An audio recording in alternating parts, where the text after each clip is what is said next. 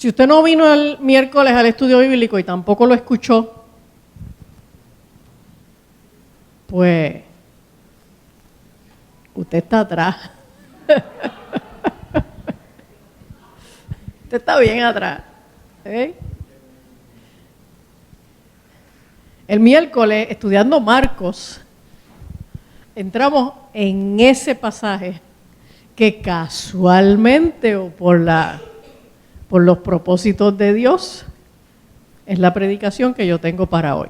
Así que no lo habíamos, ¿verdad? No lo habíamos coordinado, pero ahí estamos. Vamos a hablar de las señales del fin. Si vamos a Mateo capítulo 24, desde el verso 3 hasta el verso 8, dice como sigue. Y estando él, obviamente Jesús, estando él sentado en el monte de los olivos, los discípulos se le acercaron aparte diciendo: dinos, ¿cuándo serán estas cosas? ¿Y qué señal habrá de tu venida y del fin del siglo? Respondiendo Jesús les dijo: mirad que nadie os engañe, porque vendrán muchos en mi nombre diciendo yo soy el Cristo, y a muchos engañarán. Y oiréis de guerras y rumores de guerras.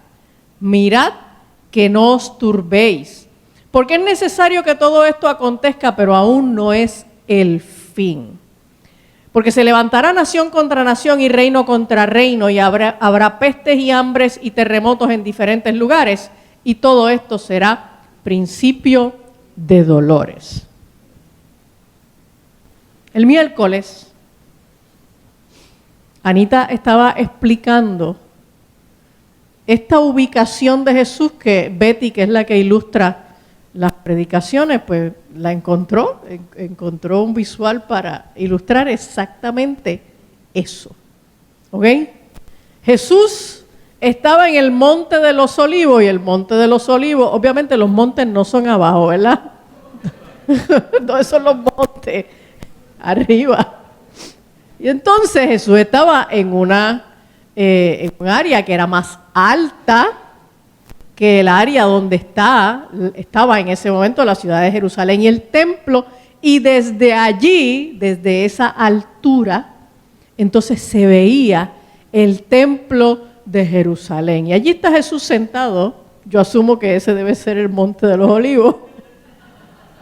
Y desde ahí está mirando para abajo y estaba mirando lo que los judíos le llamaban la Santa Ciudad. ¿Okay? Y yo quiero que expliquemos un poco. Obviamente el tema de las señales del fin es mucho más largo que lo que vamos a tocar hoy desde esta predicación, pero esta no es la única predicación que vamos a tocar sobre este tema. Y probablemente el trabajo más retante cuando uno va a hablar de estos temas es poder seleccionar qué vas a mencionar de manera que sea suficiente, pero que no te extienda a una predicación de 4 horas. ¿Okay? Así que este es el reto. Vamos a ver cómo nos va sin pasarnos de las 4 de la tarde. No, tengan fe, tengan fe. Ok, ¿cuál es el contexto? Vamos a el capítulo anterior, el capítulo 23, desde el verso 37. Bueno, si usted lo mira desde el inicio del capítulo 23, Jesús está haciendo un discurso en donde está desenmascarando a los líderes religiosos. Y está hablando de la hipocresía de ellos y de cómo los fariseos, los escribas, los maestros de la ley, los líderes religiosos de la época eran ciegos. Él le llama necios y ciegos. ¿Ok? Necios y ciegos. Y Jesús les acusa de que ni entran en el reino de los cielos ni dejan entrar ¿Ok? Y entonces es en ese contexto que Jesús levanta este lamento por Jerusalén. Dice: Jerusalén, Jerusalén, que matas a los profetas y apedreas a los que te son enviados. ¿Cuántas veces quise juntar a tus hijos como la gallina junta sus polluelos debajo de las alas, y no quisiste? He aquí, vuestra casa os es dejada desierta. Aquí Jesús está profetizando. Él se lamenta de que Dios le había enviado profetas por siglos a Israel y no los habían escuchado, y peor aún, los apedreaban, los mataban. Entonces ahora Jesús está asumiendo una función profética contra ese pueblo que ¿qué es lo que hace con los profetas? Los apedrea y los mata. La única diferencia con Jesús fue que a Jesús no lo apedrearon, solo lo mataron. ¿Ok? Lo latigaron, lo golpearon, lo escupieron, lo llevaron a una cruz y lo mataron. ¿Ok? Y entonces aquí Jesús les dice: vuestra casa, el templo de Jerusalén, os es dejada desierta. Y Jesús profetiza la destrucción del templo. Porque os digo que desde ahora no me veréis hasta que digáis: bendito el que viene en el nombre del Señor. Y cuando Jesús salió del templo y se iba, o sea, este contexto, estas cosas ocurren cuando todavía está en la ciudad y está en el templo, ¿ok? Y cuando Jesús salió del templo, mire que hay que tener pantalones. Porque una cosa es tú decir, yo les invito a que lean el capítulo 23 esta tarde.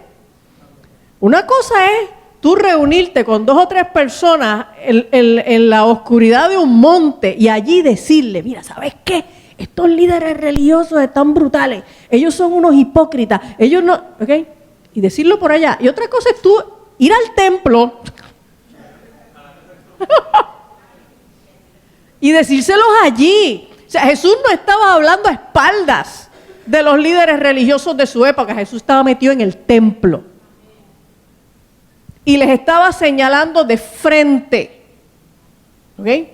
Y Jesús sale del templo. Cuando salió del templo y se iba, se acercaron sus discípulos para mostrarles los edificios del templo. Y respondiendo él les dijo: ¿veis todo esto? De cierto os digo que no quedará aquí piedra sobre piedra que no sea derribada. Por si no entendieron lo que Jesús les acababa de decir primero, de que la casa sería dejada desierta, Jesús ahora les especifica que el templo iba a ser destruido en su totalidad. Así que Jesús está lamentando la desobediencia, la ceguera espiritual del pueblo de Israel. Está anunciando la destrucción del templo, pero también está anunciando su muerte. Les está diciendo: desde ahora no me veréis hasta que digáis: bendito el que viene en el nombre del Señor. ¿Okay? Ahora, las señales. Los discípulos hacen la siguiente pregunta. Es una pregunta compuesta. Realmente hay 3 preguntas en una. Ellos le dicen: dinos, ¿cuándo serán estas cosas? ¿Y qué señal habrá de tu venida y del fin del siglo? Están preguntando 3 cosas. Pero están preguntando 3 cosas porque ellos creían que las 3 cosas iban a ocurrir en el mismo momento. ¿Ok? Ellos pensaban como decir, usted le dice a alguien: mira, es que el domingo por la mañana voy al culto. Pero realmente cuando usted viene al culto, usted viene a la intercesión, a la adoración y a la predicación, pero usted entiende que eso es un package, es un paquete, es una unidad, es un solo evento, ¿ok? Y los discípulos tenían la idea de que la destrucción del templo de Jerusalén no iba a ocurrir hasta que viniera el final de los tiempos, ¿ok? Así que pues ellos están preguntando, ¿cuándo es que va a pasar eso? Que va a ser como que al final, ¿ok? Así que ellos empiezan preguntándole, ¿cuándo serán estas cosas? Están preguntando directamente a la destrucción del templo, porque es lo que Jesús acaba de decirle, no quedará piedra sobre piedra. Pero ellos preguntan además, porque creen que va a ser en el mismo tiempo, ¿qué señal habrá de tu venida y del fin del siglo? Ellos estaban convencidos que la destrucción del templo, la venida del Señor y el fin del siglo era la misma cosa. Era todo junto, ¿ok? Y entonces, esta es la respuesta que Jesús les da. La respuesta que Jesús les da es más larga que esto, ¿ok? Realmente la respuesta que Jesús les da se termina en el capítulo 25, verso 46. Así que yo no la voy a leer completa, me voy a ceñir al límite del verso 8. Y sobre la marcha, si Cristo no viene antes, hablaremos de otras cosas aquí, ¿ok? Porque la respuesta que Jesús les da menciona un par de cosas. Primero, a mí me llama la atención que Jesús empieza con la advertencia, mirad que nadie os engañe. Mirad que nadie os engañe, porque vendrán muchos en mi nombre diciendo, yo soy el Cristo, y a muchos engañarán. Lo primero que Jesús les advierte, respondiendo la pregunta de cuáles serán las señales, es el engaño. De lo primero que te tienes que cuidar es del engaño. Y el engaño es parte de una de las más importantes señales del final de los tiempos. Tenga cuidado con el engaño. Y en los posteriores días el engaño, dice la Biblia, que se iba a aumentar de una manera tan anormal, tan extraordinaria. Yo estoy segura de que las generaciones que nos precedieron a nosotros no tenían idea de que el aumento del engaño iba a tomar la forma de lo que nosotros estamos viendo ahora. Señores, la inteligencia artificial le pone los pelos de punta a cualquiera. Usted puede ver, imagínese que a través de una inteligencia artificial me graban a mí y hacen un video mío que se parece a Angie, que habla como Angie, que se mueve como Angie, que usa las palabras que habitualmente usa Angie, la entonación, las pausas, y que de pronto yo estoy hablando, pues qué sé yo, estoy alabando a Satanás o estoy hablando obscenidades o lo que sea, y usted se encuentra con ese video y dice, ¡ah! ¿Qué le pasó a la pastora? ¿Ok? Sí.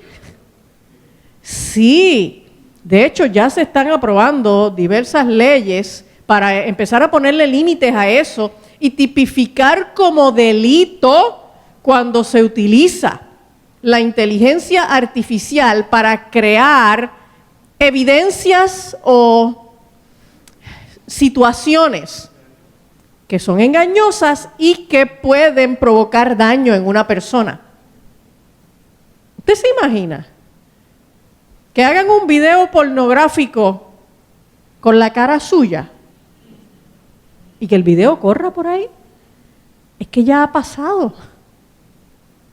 Es que ya le ha pasado a alguna gente. ¿Ok? Por lo tanto, señores, nosotros estamos en el momento de la historia de la humanidad en donde tenemos la tecnología para diseminar alrededor de todo el mundo en fracción de segundos cualquier engaño.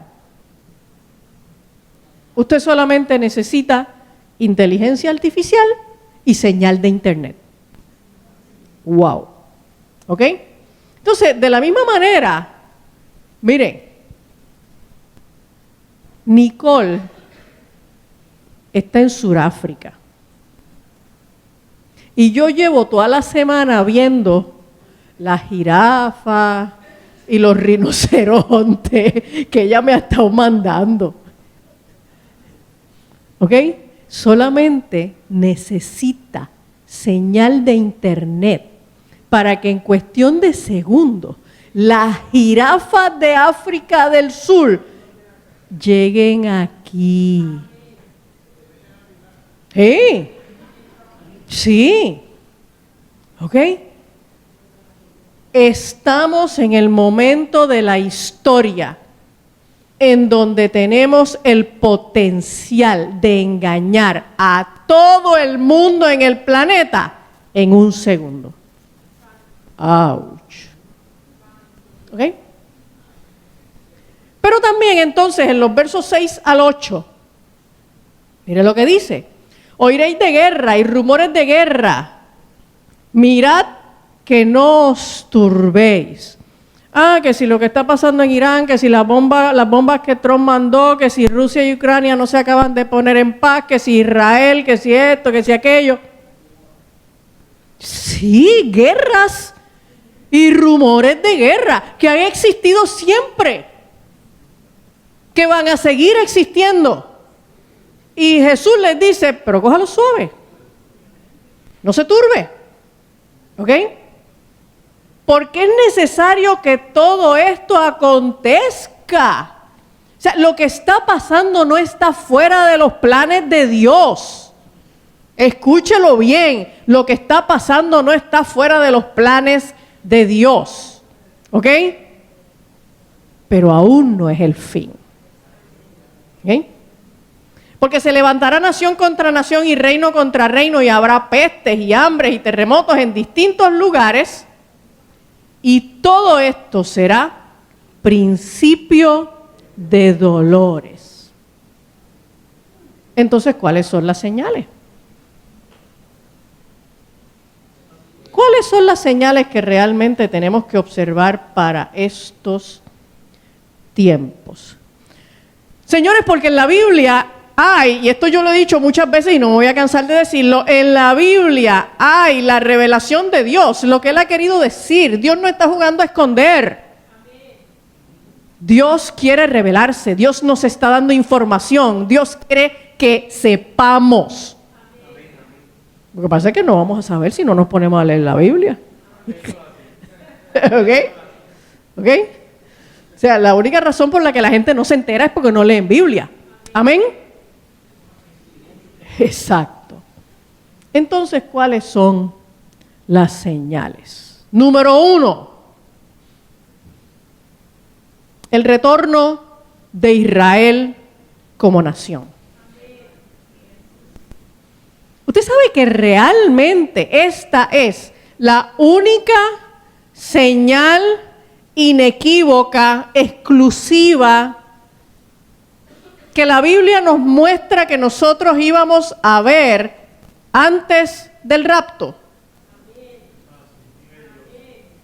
Porque hay otras señales, pero son señales que también, de cosas que ya están ocurriendo desde antes. Guerra, rumores de guerra, hambre, pestes. Pero hay señales, hay profecías en la Biblia que apuntan a señales que van a ocurrir una sola vez. ¿Ok? Y esta es la única profecía que faltaba por cumplirse antes del rapto. No, mire, voy a ser bien enfática, no estamos esperando que se cumpla algo que nos anuncie el rapto. Lo que estábamos esperando que se cumpliera como señal inequívoca de que estamos a las puertas del arrebatamiento de la iglesia era el retorno de Israel como nación.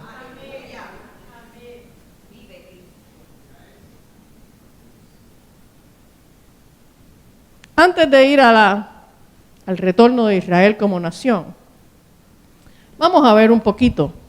Si usted pretende entender las profecías del final de los tiempos, leyendo Mateo 24 y Apocalipsis, está bien perdido. Porque las profecías del final de los tiempos las tenemos que entender leyendo desde Génesis para allá, ¿ok? Desde Génesis. Dios en Génesis hizo con Abraham un pacto que fue unilateral y fue incondicional. ¿Ok? Cuando usted se sienta en un dealer de auto a comprar un carro, usted está haciendo un pacto que es bilateral. ¿Ok? Usted se compromete a unas cosas y el banco se compromete a unas cosas. ¿Ok? Y es un pacto condicional. Si tú no cumples, o si el banco no cumple. Oye, imagínate que tú firmaste todos los papeles y después cuando por fin vas a sacar el carro, pues el dealer no te deja sacar el carro porque el banco no está pagando los chavos. Y tú dices, pero ¿cómo que no? Pero sí que firmamos un contrato. ¿Ok? Entonces, nosotros estamos acostumbrados a la realidad de los pactos bilaterales. ¿Tú estás de acuerdo? Y yo estoy de acuerdo. Y los pactos condicionales, pues si tú no haces esto o si yo no hago aquello, pues el pacto se acabó. ¿Ok? Pero en Génesis capítulo 12, vamos a mirarlo.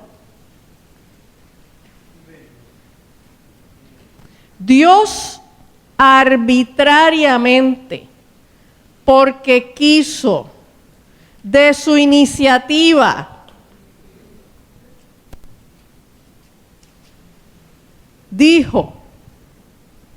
habló con Abraham, obviamente porque había encontrado en Abraham un corazón que lo amaba, que lo buscaba, que estaba comprometido con él. Y dice, pero Jehová había dicho a Abraham, vete de tu tierra y de tu parentela y de la casa de tu padre a la tierra que te mostraré, y haré de ti una nación grande, y te bendeciré, y engrandeceré tu nombre, y serás bendición. Bendeciré a los que te bendijeren, y a los que te maldijeren maldeciré, y serán benditas en ti todas las familias de la tierra. Entonces, fíjese que Dios le está diciendo a Abraham que le va a dar una tierra, una descendencia y una bendición que va a ser ¿para quién? Para toda la humanidad. Esto es una bendición universal. Y entonces, en el capítulo 15,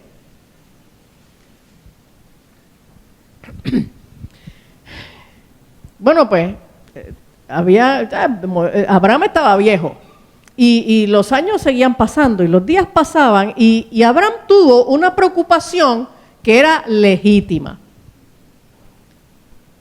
Capítulo 15. Después de estas cosas vino la palabra de Jehová a Abraham en visión diciendo, no temas Abraham, yo soy tu escudo y tu galardón será sobremanera grande.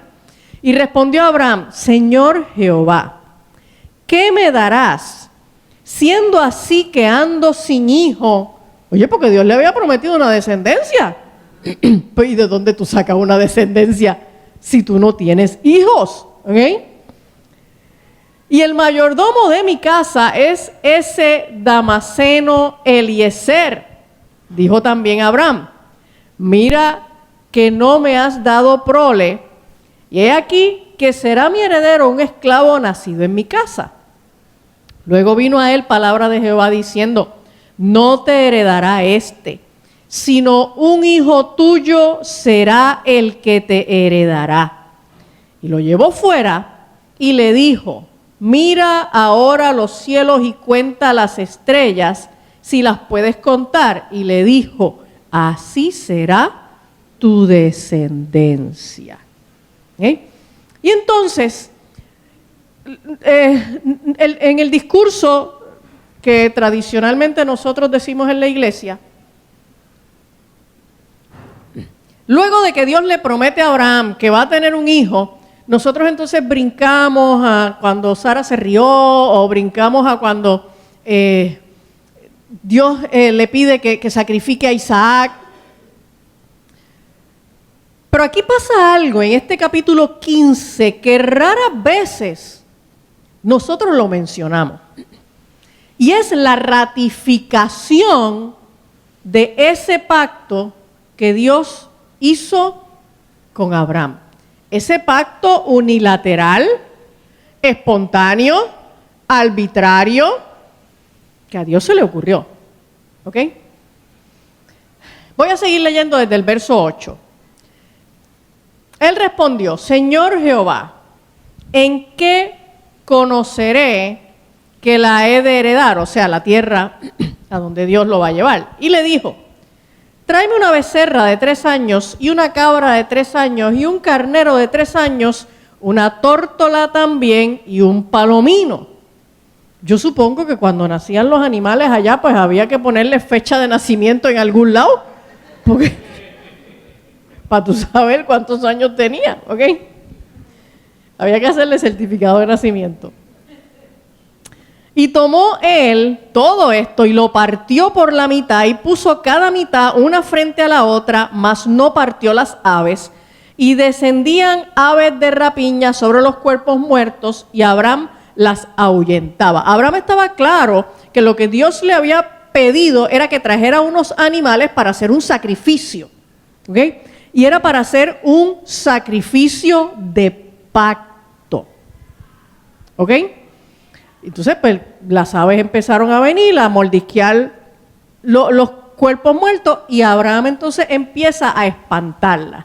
Mas a la caída del sol, estoy en el verso 12, sobrecogió el sueño a Abraham, y he aquí que el temor de una grande oscuridad cayó sobre él. Entonces Jehová dijo a Abraham, ten por cierto que tu descendencia morará en tierra ajena y será esclava allí y será oprimida 400 años. Y tú dices, pero ven acá, pero para eso tú me vas a dar descendencia. En serio, ¿ok? Mas también a la nación a la cual servirán juzgaré yo, y después de esto saldrán con gran riqueza. ¿Ustedes se acuerdan la predicación de Gary? Cuando él explicó cuál fue el sentido de estar 400 años en Egipto. Que crecieran y que salieran de allí con gran riqueza. ¿Ok? Todos sus movimientos están fríamente calculados. ¿Ok? Y tú vendrás a tus padres en paz y serás sepultado en buena vejez. En la 4ª generación volverán acá, porque aún no ha llegado a su colmo la maldad del amorreo hasta aquí. Mira qué interesante. Es que Dios dice, lo que pasa es que en mi misericordia yo estoy esperando y todavía no me han llevado hasta el punto en donde yo diga, aquí se acabó y aquí voy a hacer juicio. Cuando usted piensa que Dios se está tardando, no es porque a Dios la alarma no le sonó y no ha llegado. No. Algo Dios está haciendo que requiere de que las cosas no sean en el momento en que tú esperas.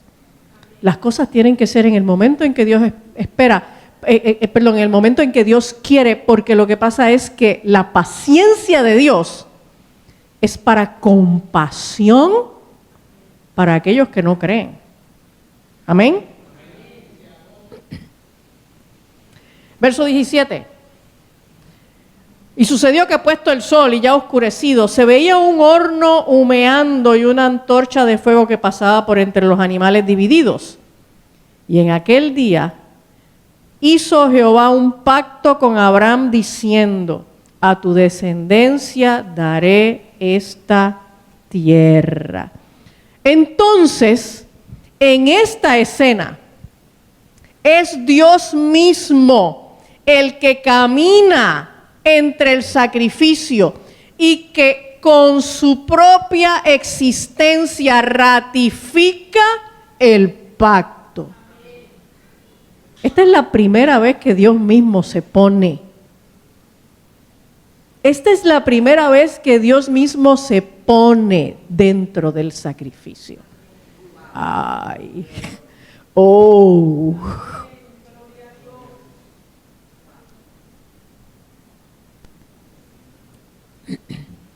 Ahora bien, Israel ha sido infiel históricamente, desde sus inicios hasta el santo día de hoy. Amén. Pero la infidelidad de Israel no cancela la fidelidad de Dios. Si no cancela la fidelidad de Dios, no cancela el pacto de Dios con Israel, porque el pacto de Dios con Israel fue unilateral. Dios no le pidió a Abraham que pactara algo. ¿Ok? Es unilateral y es incondicional. Y es por eso que aunque Israel sea infiel, Dios permanece fiel. Amén. La verdad. Si todavía no se te han parado los pelos, tú tienes que ser lampiño completamente, ¿ok? Y calvo, lampiño y calvo, ¿ok? Ahora bien, sígame la línea, no se pierda. Existe una cosa que le llamamos el supersesionismo. Esa cosa, ese nombre es raro. No es otra cosa que la teología del reemplazo. ¿Qué es la teología del reemplazo? La teología del reemplazo es una doctrina equivocada, es una falsa doctrina, que dice que Dios terminó su relación, su pacto con Israel cuando entra a la iglesia. ¿Ok? Que Dios se hartó de las infidelidades de Israel por tantos siglos y entonces Dios dijo: déjame ver cómo yo me deshago de esta gente ya. Me tienen aborrecido. Ok, bueno, pues cuando Cristo muera y resucite, pues lo que voy a hacer es que voy a levantar una iglesia. Y entonces la iglesia va a ser universal y de esa manera ahora la iglesia de Jesucristo va a ser el pueblo de Dios y ya no tengo que pensar más en los israelitas. Como si nosotros fuéramos más fieles que los israelitas. ¿Ok? O sea, como si nosotros fuéramos algo distinto. Y entonces, el cesacionismo, por definición, no puede ser una doctrina correcta porque pone a Dios violando su propia palabra. ¿Amén? A mí no me pregunte por qué Dios tiene tanta paciencia con los infieles. Pues por su infinito amor, pues tal vez esa será la respuesta. Pero yo me beneficio de eso. ¡Qué bueno! ¿Ok? Qué bueno que tiene tanto amor con los infieles, porque todos lo hemos sido en algún momento. Amén. Y entonces, si vamos a Jeremías 31, hay un pasaje aquí contundente, pero de esas cosas que tú no, después que lo leíste, pues dices, bueno, pues nada más con el testigo, ¿ok? En Jeremías 31, versos 35 al 37, y Jeremías es un profeta de juicio contra Israel. Este profeta que trae juicio violento contra Israel, dice en el capítulo 31, versos 35 al 37. Así ha dicho Jehová, que da el sol para luz del día, las leyes de la luna y de las estrellas para luz de la noche, que parte el mar y braman sus ondas. Jehová de los ejércitos es su nombre. ¿Y qué es lo que él ha dicho? Si faltaren estas leyes delante de mí, o sea, las leyes de la naturaleza, dice Jehová, también la descendencia de Israel faltará para no ser nación delante de mí eternamente. Así ha dicho Jehová, si los cielos arriba se pueden medir y explorarse abajo los fundamentos de la tierra, también yo desecharé toda la descendencia de Israel por todo lo que hicieron, dice Jehová. ¿Qué dice ahí en castellano? Antes tienen que terminar todas las leyes de la naturaleza. Antes tienes que poder medir el cielo. Imagínate. Antes de que Dios deseche a Israel. Los planes de Dios con Israel no han terminado. Israel es el péndulo del reloj profético, siempre lo ha sido y lo sigue siendo. Amén.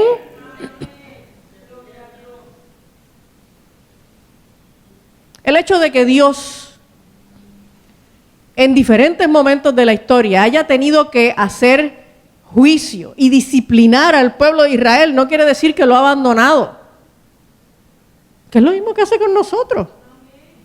A veces Dios nos pasa el rolo porque nos lo merecemos.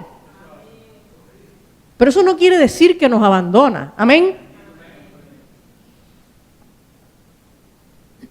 Y entonces, en Isaías 43, y esta es una profecía medular para el final de los tiempos, en Isaías 43, 5 y 6, dice, no temas porque yo estoy contigo, del oriente traeré tu generación, y del occidente te recogeré. Diré al norte, da acá, y al sur no detengas. Trae de lejos mis hijos y mis hijas de los confines de la tierra. Dios dijo desde el Antiguo Testamento que iba a restaurar a Israel, ¿ok? Y entonces, si vamos a Ezequiel 37,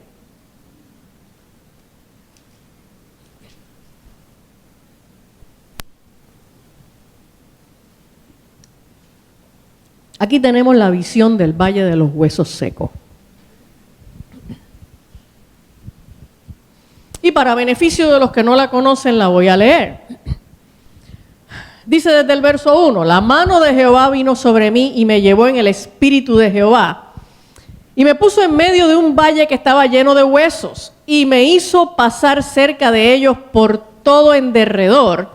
Y he aquí que eran muchísimos sobre la faz del campo y por cierto secos en gran manera. Y me dijo, hijo de hombre, ¿vivirán estos huesos? Y dije, Señor Jehová, tú lo sabes. O sea, esto fue una manera de decir, bueno, si me preguntas a mí, yo digo que no. Pero pues, tú sabrás. Me dijo entonces, profetiza sobre estos huesos y diles, huesos secos, oíd palabra de Jehová. Así ha dicho Jehová el Señor a estos huesos. He aquí yo hago entrar espíritu en vosotros y viviréis, y pondré tendones sobre vosotros y haré subir sobre vosotros carne, y os cubriré de piel, y pondré en vosotros espíritu y viviréis, y sabréis que yo soy Jehová. Profeticé como me fue mandado, y hubo un ruido mientras yo profetizaba, y he aquí un temblor, y los huesos se juntaron, cada hueso con su hueso.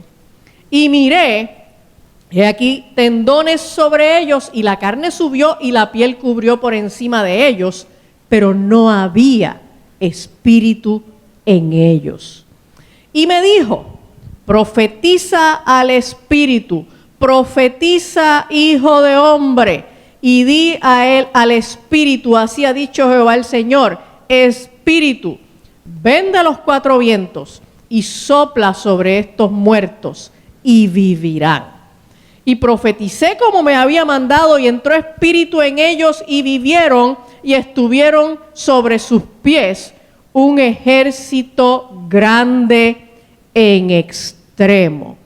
Y como no toda la profecía es tan difícil de interpretar, vamos a dejar que se interprete sola. Verso 11. Me dijo luego: hijo de hombre, todos estos huesos son la casa de Israel. No busques más explicaciones. Mira qué chévere. ¿Ok? Todos estos huesos son la casa de Israel.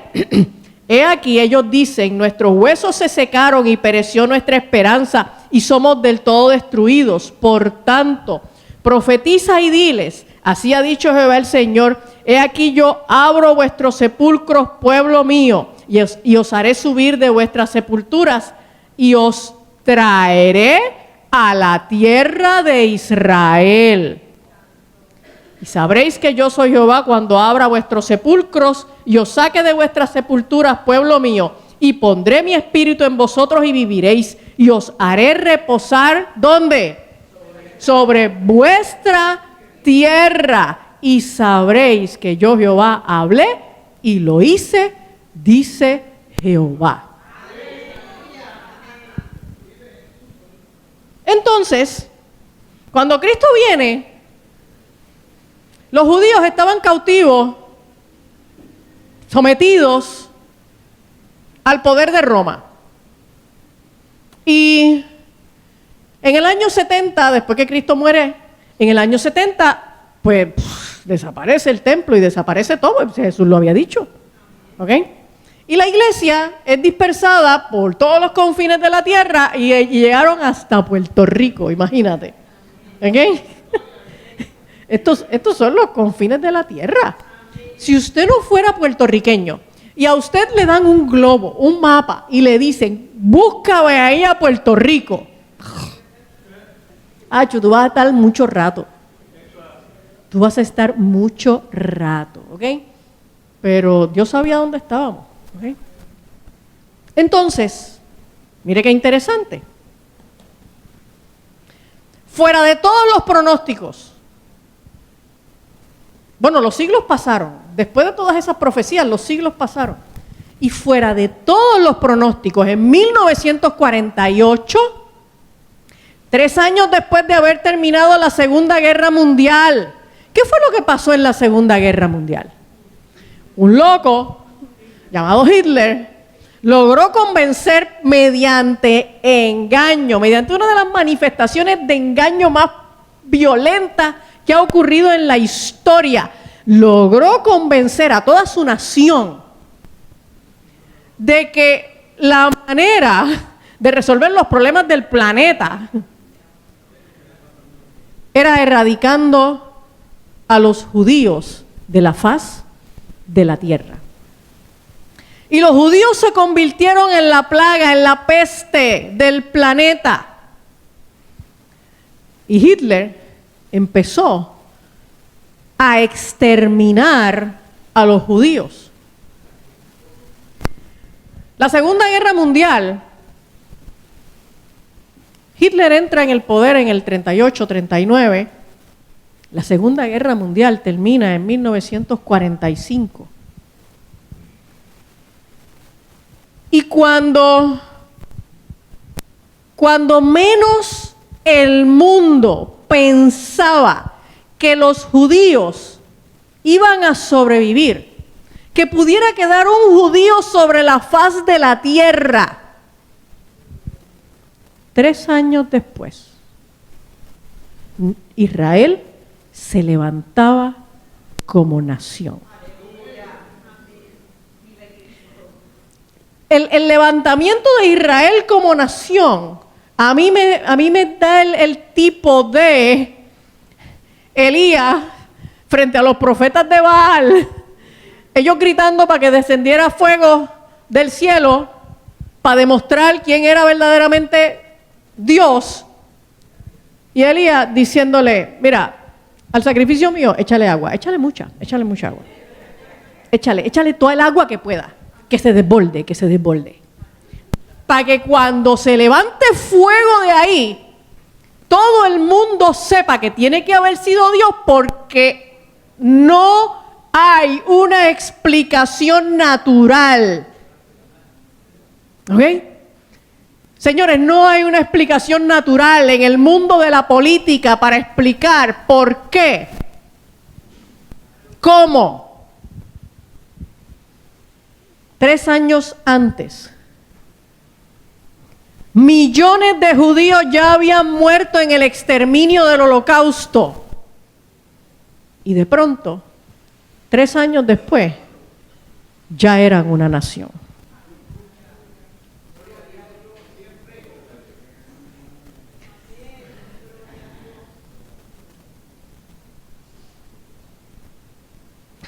Dios no ha terminado con Israel. Y la existencia de Israel como nación es la señal que nos dice que estamos en los tiempos del regreso del Señor.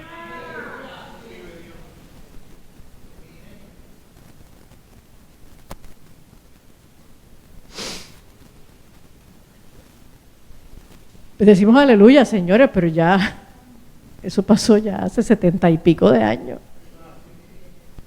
Si no te asustas,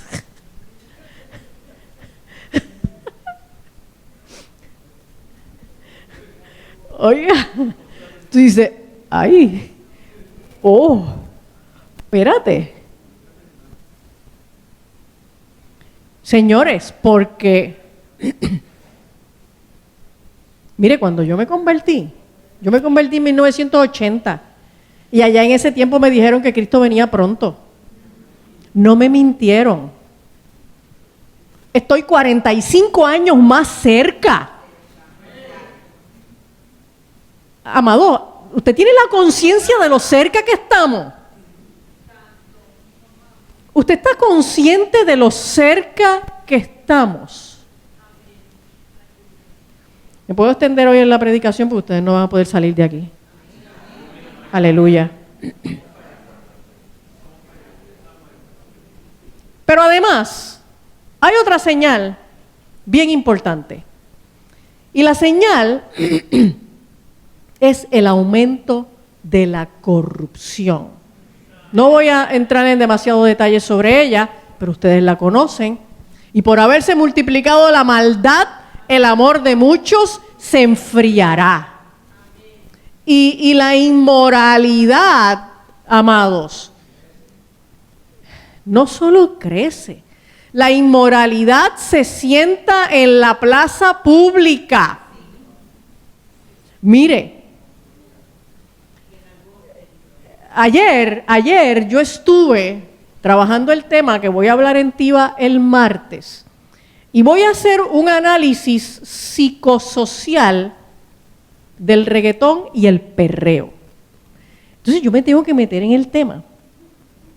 Y tengo que leer la música de la letra de esas canciones y tengo que escuchar esas cosas porque yo no puedo hablar de cosas que yo jamás ni he mirado.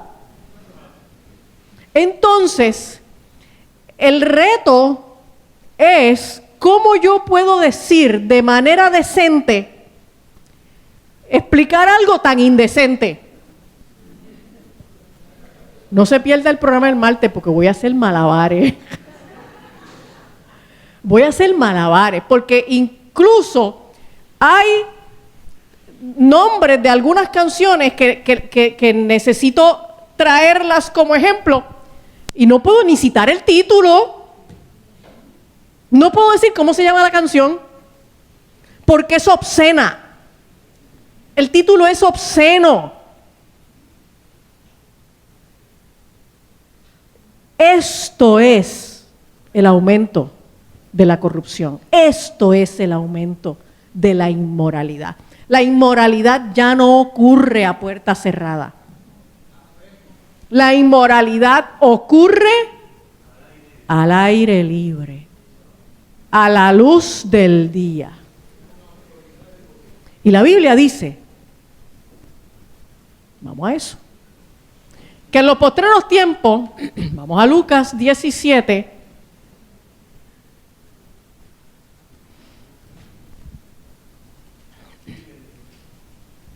Señor, que siga lloviendo, que me faltan versículos todavía.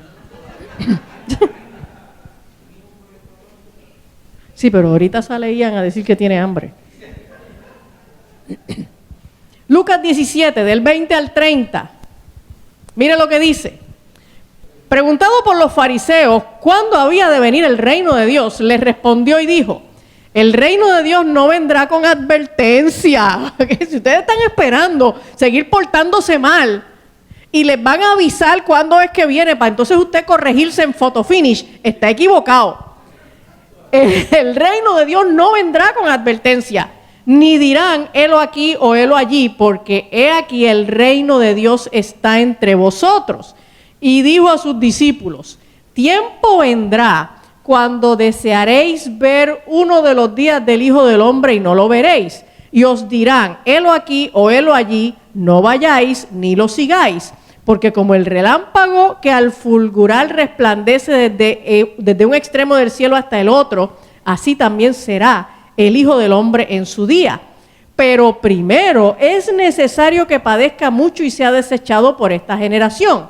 Como fue en los días de Noé, así también será en los días del Hijo del Hombre. Comían, bebían, se casaban y se daban en casamiento hasta el día en que entró Noé en el arca y vino el diluvio y los destruyó a todos.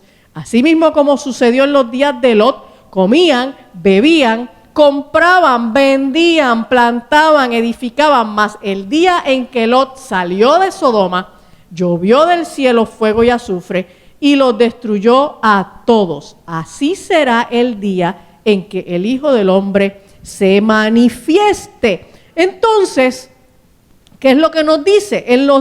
La venida del Hijo del Hombre va a ser cuando se aumente la corrupción. Va a ser semejante a los días de Noé. ¿Por qué fue que Dios decidió destruir la tierra con el diluvio? Porque se había aumentado la violencia. Eso no es lo que nosotros estamos viendo. Señores, pone los pelos de punta. Ver cómo en Puerto Rico, de pronto solo porque tú chocas con alguien, te pegan un tiro, sale una mujer loca con un bate y te rompe los cristales del carro y te golpea. La cantidad de gente que están matando ahí solo porque me miraste mal, porque me pusiste la música alto. O sea, señores, esto es aumento de violencia. Si esto no son los días de Noé, yo no sé qué es lo que es. ¿Ok?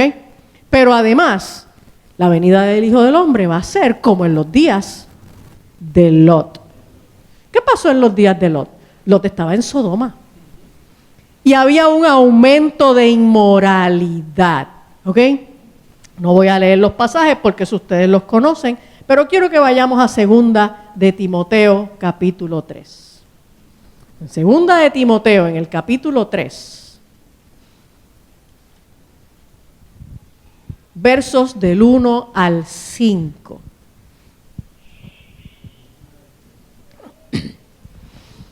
Dice, también debes saber esto, que en los postreros días vendrán tiempos peligrosos, porque habrá hombres amadores de sí mismos, avaros, vanagloriosos, soberbios, blasfemos, desobedientes a los padres, ingratos, impíos, sin afecto natural, implacables, calumniadores, intemperantes, crueles, aborrecedores de lo malo, traidores, impetuosos, infatuados, amadores de los deleites más que de Dios, que tendrán apariencia de piedad, pero negarán la eficacia de ella. A estos evita. Lo otro, tercera señal, la apostasía. De la apostasía yo he hablado aquí en varias ocasiones. quiero que ahí mismo en 2 de Timoteo veamos el capítulo 4, versos 3 al 4. Porque vendrá tiempo cuando no sufrirán la sana doctrina, sino que teniendo comezón de oír se amontonarán maestros conforme a sus propias concupiscencias y apartarán de la verdad el oído y se volverán a las fábulas. Esta generación está frente a la iglesia más desviada y más pervertida que ha pisado la tierra. Y yo me atrevo a decir que cuando Cristo venga, los cristianos que se van a ir con Él en el arrebatamiento van a ser la minoría.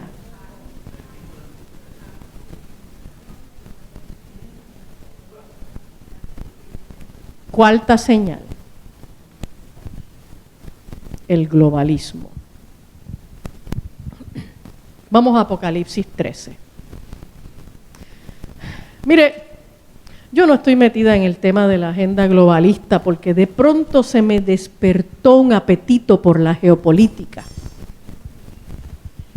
Realmente yo nunca tuve interés por la geopolítica. Y lo más que me interesaba eran las batallitas pequeñas de los políticos puertorriqueños. Mi interés por la geopolítica nace cuando yo me doy cuenta que la agenda globalista está en el capítulo 13 de Apocalipsis. ¿Ok? Yo me voy de vacaciones esta semana. Cuando yo regrese de vacaciones, ya en agosto empieza la venta del libro, así que, y ustedes van a tener la primicia. El libro se titula Hurtar, Matar y Destruir, la agenda de Satanás en la agenda globalista. ¿Okay? Pero el globalismo, de manera muy breve, persigue 3 cosas: establecer un gobierno único, una economía única y una religión única en el mundo. Y usted dice, ay, pero qué locura, ¿a quién se le ocurre eso? Eso no lo van a lograr. Les voy a hacer un cuento. En Apocalipsis 13 se presentan 2 bestias. ¿Okay? Y estas 2 bestias, yo no voy a entrar en la explicación de Apocalipsis 13 ahora, pero logran lo siguiente. Voy a leer versos 7 al 8 y luego del 12 al 17.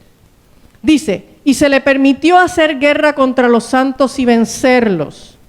También se le dio autoridad sobre toda tribu, pueblo, lengua y nación. ¿Eso qué es? Un gobierno sobre todo el planeta. ¿Ok? Y la adoraron todos los moradores de la tierra cuyos nombres no estaban escritos en el libro de la vida. ¿Eso qué cosa es? Una religión, una sola. ¿Ok? Vamos al verso 12. Y ejerce, el dragón, ejerce toda la autoridad de la primera bestia en presencia de ella y hace que la tierra y los moradores de ella adoren a la primera bestia. Seguimos con adoración, ¿ok? Y estas bestias son figuras políticas, ¿ok? También hace grandes señales de tal manera que aún hace descender fuego del cielo a la tierra delante de los hombres. Y engaña a los moradores de la tierra con las señales que se le ha permitido hacer en presencia de la bestia, mandando a los moradores de la tierra que le hagan imagen a la bestia que tiene la herida de espada y vivió, y se le permitió infundir aliento a la imagen de la bestia para que la imagen hablase e hiciese matar a todo el que no la adorase. Y hacía que a todos, pequeños y grandes, ricos y pobres, libres y esclavos, se les pusiese una marca en la mano derecha o en la frente. ¿Qué es esto? Control, autoridad, un solo gobierno, una sola religión, una sola adoración. Verso 17. Y que ninguno pudiese comprar ni vender, una sola economía. Una economía controlada. sino el que tuviese la marca o el nombre de la bestia o el número de su nombre, que es 666. Entonces, cuando usted se da cuenta de que los objetivos de la agenda globalista lo que hacen es construir el escenario para que se cumpla lo que Juan vio en la visión de Apocalipsis en el capítulo 13. Señores, nunca, desde que la iglesia empezó, nunca habíamos tenido los elementos para que esto se cumpliera. Habíamos tenido locos que habían querido conquistar el mundo, claro que sí. Hitler fue uno de ellos. Pero no habíamos tenido la estructura real para que esto se cumpliera. Señores, el COVID fue un ensayo extraordinario que nos demostró cómo se puede publicar una mentira, se puede engañar a todo el planeta y se puede controlar todo el planeta por encima de las soberanías nacionales. Se puede controlar la economía, se puede controlar el movimiento de la gente. Y la vacuna se convirtió en un dios. Era el objeto de adoración, y aquel que no adorara era excluido de la sociedad, era discriminado. Señores, estamos más cerca de lo que nosotros nos imaginamos. Estamos extremadamente cerca. Voy a terminar con estas dos cositas. En Primera de Tesalonicenses, en el capítulo 4,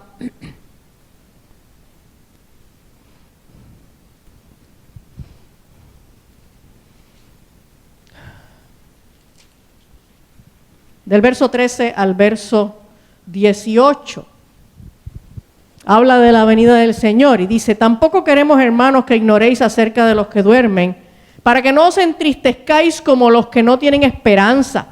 Porque si creemos que Jesús murió y resucitó, así también traerá Dios con Jesús a los que durmieron en él.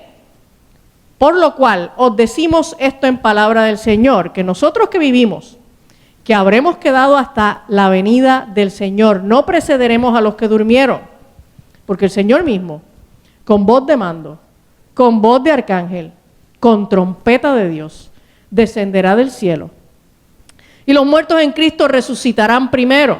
Luego nosotros, los que vivimos, los que hayamos quedado, seremos arrebatados juntamente con ellos en las nubes para recibir al Señor en el aire, y así estaremos siempre con el Señor. Por tanto, alentaos los unos a los otros con estas palabras. Y termino con Primera de Juan 3:3. Y este versículo yo quiero que usted se lo escriba en la frente.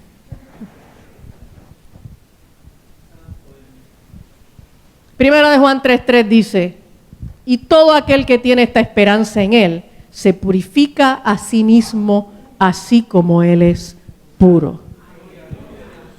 Si usted está claro, mire, si ocurriera que esta predicación realmente no se termina, y antes de que usted escuche la última oración y el último amén de este culto, lo que se escucha es la trompeta, y usted no está claro de que usted se va. Si usted no está claro de que usted se va, usted tiene solamente dos opciones. O se arrepiente ahora y empieza a vivir una vida en santidad, o pídale a Ricky las llaves para que cierre cuando se acabe esto. ¿Tú no tienes las llaves? Por eso, pues no, Ricky no tiene las llaves encima, así que... No, pero que le pida las llaves ahora. Antes de que suene la trompeta, no es que tú te vas a quedar. Señores, y nos reímos y lo cogemos a broma. Pero si no queda ninguna señal por cumplirse,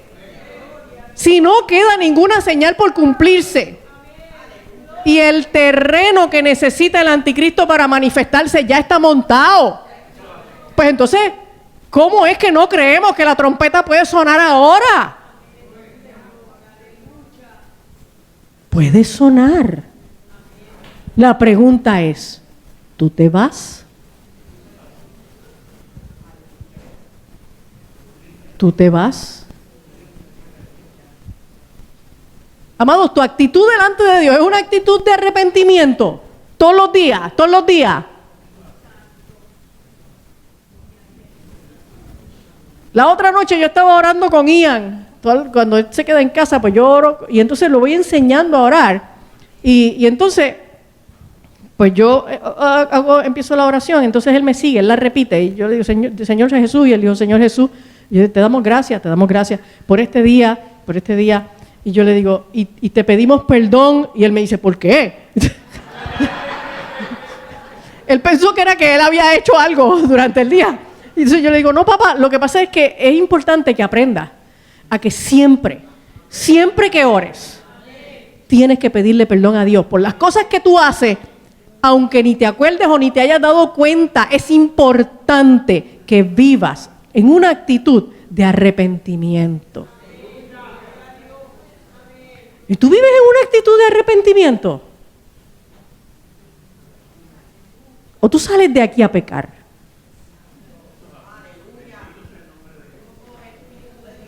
Pues yo quiero que tú sepas que el día que te pares delante del Señor, no le digas, mira, pero es que yo era de la iglesia de Jesucristo, Palabra y Fe. Porque la iglesia de Jesucristo, Palabra y Fe nos salva. Venir aquí nos salva. Si tú tienes esta esperanza de irte con Él, tienes que purificarte a ti mismo, así como Él es puro. Padre amado, Señor, hemos escuchado tu palabra y hemos confirmado que tu venida está a las puertas. Tú vienes pronto, tú vienes más pronto de lo que nosotros nos podamos imaginar. Y yo te pido, Padre de la Gloria, que tú conquistes nuestros corazones con esta convicción de que tu venida está a las puertas. Para que nosotros vivamos en santidad, para que nosotros busquemos tu palabra, para que nosotros profundicemos en la Escritura de modo que nadie nos engañe. Y para que nosotros todos los días busquemos a quién predicarle el Evangelio y a quién decirle estas cosas. Porque el día que suene la final trompeta, nosotros nos iremos. Pero ¿cuántos se quedan? Padre, permite que nosotros entendamos lo corto que es el tiempo. Lo corto que es el tiempo. Satanás lleva un plan acelerado, desesperado para destruir a la humanidad. Porque él sabe que le queda poco tiempo. Pero nosotros sabemos que queda poco tiempo. Nosotros nos gozamos con el levantamiento de Israel como una nación porque sabemos que eso anuncia tu venida. Pero en el mismo año en que Israel se levantó como nación, en 1948, también se fundó la ONU. Satanás está haciendo su trabajo. Satanás está haciendo su trabajo y nosotros no acabamos de verlo. Nosotros vivimos como si tú nunca fueras a venir. Nosotros vivimos como si nos fuéramos a morir con una anticipación, que un día un médico nos va a decir, mira, tienes esta enfermedad y te quedan 3 meses de vida. Para entonces empezar a hacer preparativos. Señor, el día y la hora, nadie la sabe. Nadie la sabe. Pero tenemos señales que nos apuntan a lo inminente y a lo cercano. Padre, te pedimos perdón por nuestros pecados y te pedimos perdón por nuestra negligencia espiritual. Te pedimos perdón por nuestra negligencia en compartir el Evangelio con otros. Te pedimos, Dios, que de ahora en adelante nosotros vivamos comprometidos en cumplir tus propósitos hasta que tú vengas, que es ya mismo. Te damos gracias, Señor, por tu palabra. Amén y amén. ¿Quién vive? A su nombre.